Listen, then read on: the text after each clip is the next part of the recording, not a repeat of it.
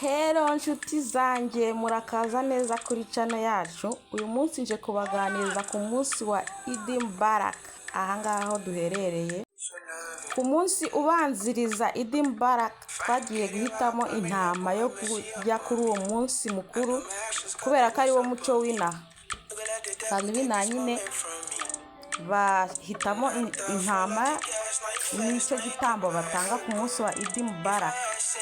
Twagiye mu isoko hari intama nyinshi biragora guhitamo ariko twahisemo iyi ngiyi. Twageze mu rugo umunsi ukurikiyeho abana b'abahungu bazindutse mu gitondo bayatasha ubundi kugira ngo tubone uko tuyegorosha. Dore ngaho bari kuyatasha kugira ngo n'abakuru babe biprepara babone uko baza kuyica. Ego abana bari aho ngaho barishimye, urabona ko bishimiye ibyo barimo gukora. Igihe cyo kuyica cyarageze, abakuru bari prepara barayica. Dore nguko uko bica intama zo kuri uyu munsi wa Eid Mubarak. Abamama bari mu bikoni bari kwitegura uburyo bari buze kwakira inyama, tugaprepara tukanazoza byose hamwe. Urabona ko abasore n'abagabo bari mu kazi katoroshye hanze kananiza.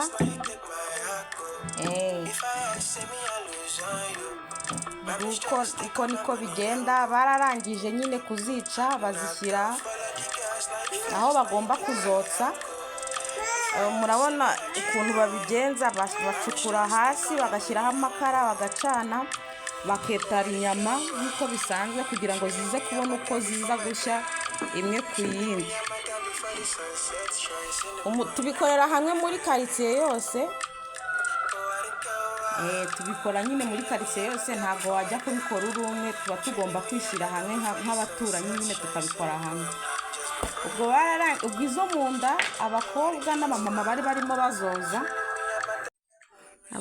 Hano abakobwa n'abamama barazoza, bamara kuzoza nyine tukazijyana muri cuisine. Urabona haba hari umuntu mukuru bari kwigisha abana b'abakobwa ko gutunganya inyama zo mu nda. Murabizi birarushya, aba ari akazi katoroshye, ariko kuri uyu munsi aba ari uw'ibyishimo, tuba tugomba gufatanya. Urabona ko abana nabo bafite courage yo gukora. Aba ari umunsi w'ibyishimo, umunsi w'ubufatanye muri quartier nyine, mbese aba ari umunsi utagira ukusa. Urabona hano hari izo bashyize ku cyokezo nyine kugira ngo abantu babe. Hano baratwereka iyo akazi kagabanutse abana bajya gukina n'abandi bantu bakuru. Aba ari umunsi w'umunezero mbese. Hano urabona bandi bari kubaga batuzanira zimwe mu nyama tukaba duteka. Urabona abamama n'abakobwa hano bari guteka. Mbese aba ari umunsi twavuga wo guteka mbese, ariko muri zino nce bawita tabaski. Sinzi ko aho ngaho iwanyu muwita, ariko inaha bawita tabaski. Iriya ntama rero niyo bita tabaski. Ubwo urabona turi guteka nyine inyama. Turazifata tukazishyira ku ziko, ziba zifite ibinure byazo. Urabona ari amavuta nayavuye muri ziriya nyama. Ziba ziryoshye, ziba ziryoshye ndabikubwiye. Hano twazaruye iziriho amagufa.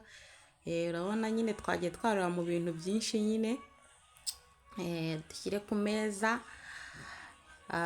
Hano hari izo rero twanafashe ari mbisi turaziteka. Reba uko nyine niko turi guprepara nyine, duteka uburyo tuba dufite maniere nyinshi zo guteka kugira nyine ngo.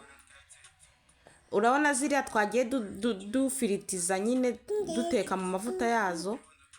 Umuntu ashobora kuzibika igihe akazajya zirya gahoro gahoro, ariko izi ngizi tugiye guteka mu biryo nyine nazo turaziteka nyine tukazirya bisanzwe. Nk'uko urya inyama bisanzwe kwa. Nuko nguko rero umunsi wagenze, byari byiza, twarariye.